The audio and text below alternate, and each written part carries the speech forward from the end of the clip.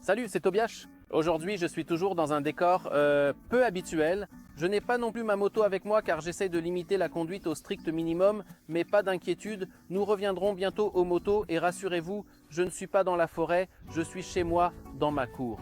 Le printemps, c'est donc la période où beaucoup d'entre nous vont devoir choisir un nouveau casque de moto.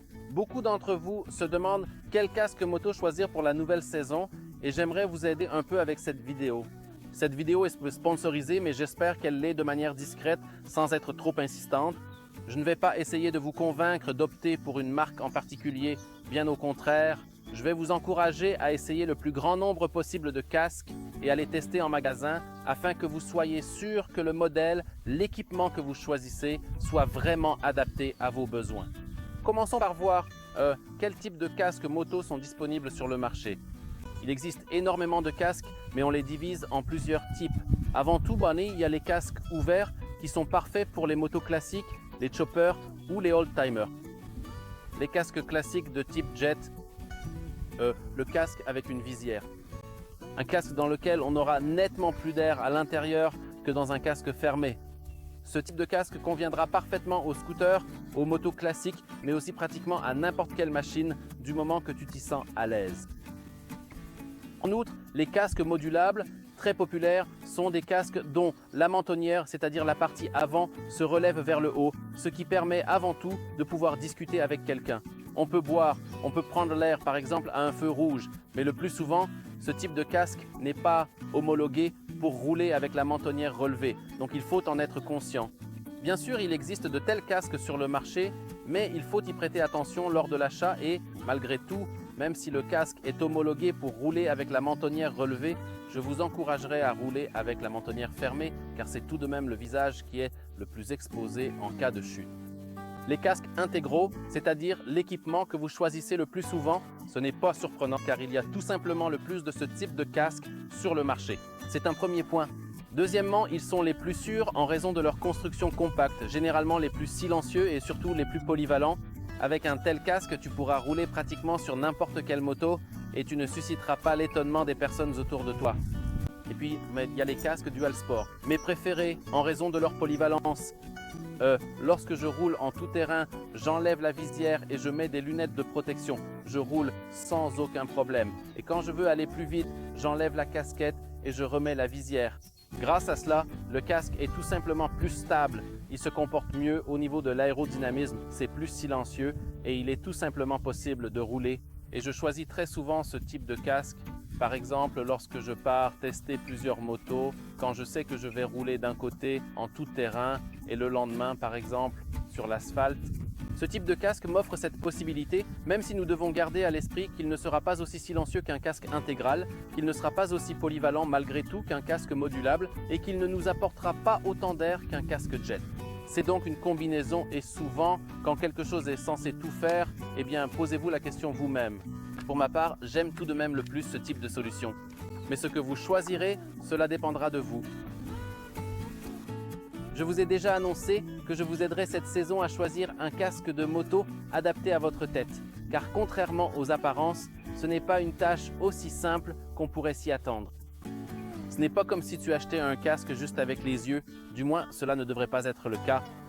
Je comprends qu'il puisse y avoir un modèle ou un graphisme qui te plaît particulièrement et que tu aimerais avoir. Moi aussi, il y a des graphismes qui me plaisent, mais malheureusement, je ne peux pas me permettre d'acheter ces casques.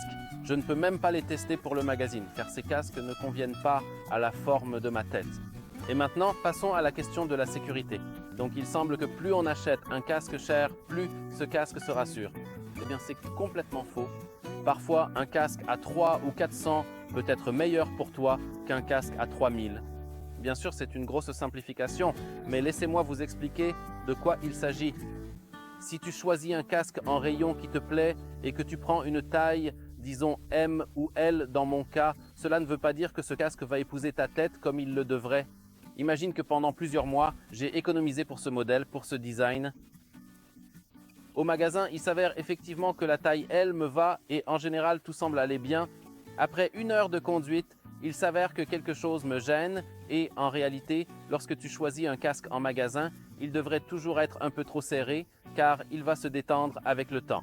Mais si, pendant l'essayage, au bout d'une demi-heure ou 40 minutes, tu ressens ici, sur le sommet de la tête, une pression dure, malheureusement, cela ne va pas s'assouplir et cette sensation t'accompagnera toujours pendant la conduite, te distrayant constamment.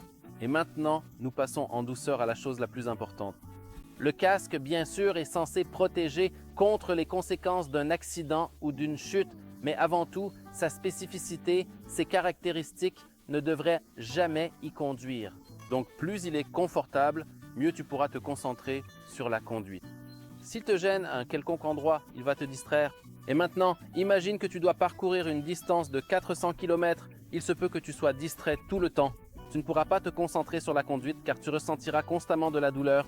Eh bien, une telle conduite, à mon avis, est très dangereuse et je préfère parfois avoir un casque moins cher sur la tête qui ne me distraira pas, plutôt que le plus cher qui me gênera. C'est très simple. Malheureusement, choisir un casque n'est pas aussi simple. Alors, comment choisir un casque de moto? Avant tout, nous devrions commencer par mesurer le tour de tête. Nous mesurons le tour de tête juste au-dessus des oreilles et, dans ce cas, revenons encore une fois à ce casque intégral. La taille L convient à une tête dont le tour mesure de 59 à 60 cm. Malheureusement, cela ne signifie pas que ce casque ira forcément bien sur notre tête. La mesure de notre tête signifie simplement que nous commençons à essayer les casques à partir de la taille L. Il se peut que le L soit trop grand ou trop petit pour nous. Dans ce cas, nous devrions prendre un autre casque sur l'étagère et en essayer un autre. Il se peut que la taille XL convienne ou bien que la taille M soit meilleure. Dans les casques de marque plus chères, il arrive même que l'on puisse changer les mousses de joue pour différentes tailles. Des mousses de joue plus serrées, une partie centrale plus lâche, c'est-à-dire la partie située en haut du casque sur la tête. Grâce à cela, nous pouvons jongler entre les tailles. N'oubliez pas que le casque se détend avec le temps. Il se détend vraiment beaucoup. Un casque bien ajusté est un casque qui, lorsque vous le mettez sur la tête, ne bougera pas. Il bougera sur la tête, mais en entraînant la peau de votre crâne. Il bougera avec la peau du visage et du crâne. Donc si vous le déplacez, il changera de position. Mais sous la visière, vous remarquerez que ce mouvement se fait en même temps que celui de la peau. Il est inacceptable que ce casque glisse alors que la tête reste immobile. Ce type de mouvements latéraux en magasin ne vous permettra pas de savoir si le casque est bien ajusté, car si le casque bouge ainsi, cela signifie qu'il est au moins 2 tailles trop grand. Vous mettez le casque, vous l'essayez, vous vérifiez qu'il ne bouge pas sur votre tête. S'il ne bouge pas, vous restez avec pendant une demi-heure, 45 minutes. Peu importe si le vendeur vous regarde de travers, cela ne vous concerne pas. Vous essayez, vous vérifiez et vous restez avec ce casque sur la tête. Si, encore une fois j'insiste, vous ressentez ici, au niveau des tempes ou dans cette partie de la tête, une pression, laissez tomber, essayez-en un autre. N'oubliez pas que vous achetez un casque pour plusieurs années. Les casques bon marché en thermoplastique et matériaux dérivés ou similaires de cette catégorie durent jusqu'à 5 ans. Après 5 ans, nous devrions immédiatement le mettre sur une étagère en vitrine ou le jeter et acheter un nouveau casque.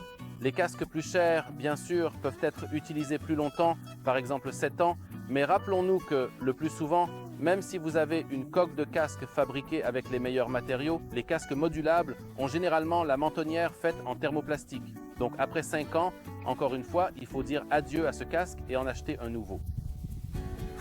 J'espère que j'ai tout bien expliqué. Je me suis vraiment passionné pour cette discussion sur les casques. Je vais vous montrer comment choisir un casque de moto. J'ai déjà le casque sur la tête et, à première vue, tout semble aller bien. C'est confortable, rien ne me gêne. Mais lorsque je saisis le casque avec les mains et que je le bouge de cette façon, il s'avère qu'il bouge entièrement. Donc il est tout simplement trop grand. Et voilà. Un jeu comme celui-ci, disons comme maintenant, lorsque je bouge légèrement le casque et que la peau de mon crâne bouge avec le casque, tout semble aller malgré tout. Que ce n'est qu'un petit jeu. Mais souviens-toi qu'entre 500 et 1000 km, le casque va simplement se détendre et deviendra encore plus lâche. Donc, dans 6 mois ou 1 an, il sera tout simplement trop grand. Vérifie si la fermeture du casque, j'espère que cela se voit, ne te gêne nulle part, que tout est bien en place comme il se doit. Ici, nous avons la fermeture la plus populaire, à savoir le micro-lock avec des crans. Très simple à attacher et très rapide. Dans les casques, on trouve également la fermeture double D ou DD ou double D ou tout simplement D et c'est actuellement la meilleure fermeture sur le marché. Il semble que ce soit le moins cher car il s'agit simplement d'un passant classique à travers 2 boucles, mais ce n'est pas sans raison qu'il est utilisé depuis des années dans les courses de moto.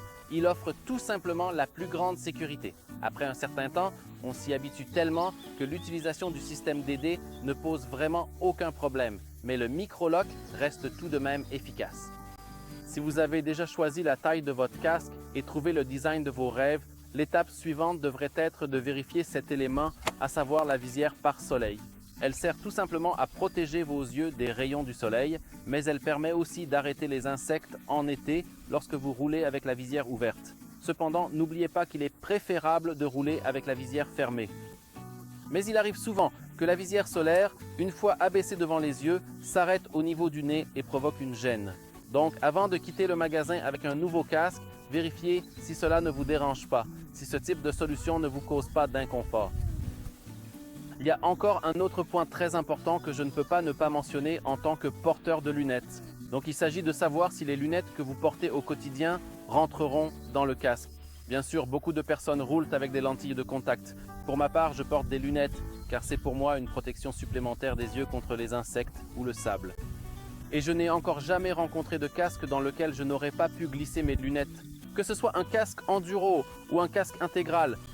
Imagine une situation où, après une journée entière de conduite, tu rentres chez toi épuisé comme jamais. Tu entres à la maison et ton casque te glisse des mains, tombe sur le béton et la fixation de la visière se casse. C'est vraiment la pire façon de finir la journée. Et maintenant, voilà.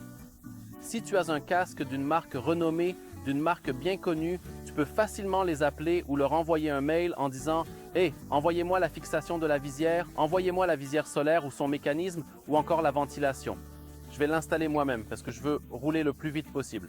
Je ne veux pas m'en soucier, je veux juste avoir un casque avec lequel je pourrais rouler. Mais si tu achètes un casque sur une vente aux enchères en ligne et que ce casque n'a aucun support en Pologne, alors dans ce cas, tu as un problème. Et maintenant, imagine que tu ne roules que pendant les jours les plus chauds. Imagine, peu importe les conditions, mais malgré tout, la saison dans notre pays est très courte. Et maintenant, imagine que pendant un mois, tu n'as pas de casque. Bon, mes chers amis, je vous souhaite que bientôt, nous puissions à nouveau nous retrouver à moto, nous croiser sur les routes, rouler sans avoir à faire de détours et sans danger. Je vous souhaite aussi que nous puissions à nouveau tourner des vidéos avec des motos. Je n'ai pas utilisé de moto pour cette vidéo exprès parce qu'on est samedi et connaissant la vie, si je touchais seulement à la moto, je monterais sûrement dessus et commencerais à rouler. Alors j'essaye de minimiser et de rouler le moins possible. En ce moment, cela sonne terriblement et moi-même, je n'arrive pas à croire ce que je dis. Je crois que je suis déjà vieux. Je vous souhaite une bonne journée, une bonne semaine, un bon printemps et surtout la santé à vous et à vos proches. Prenez soin de vous et salut.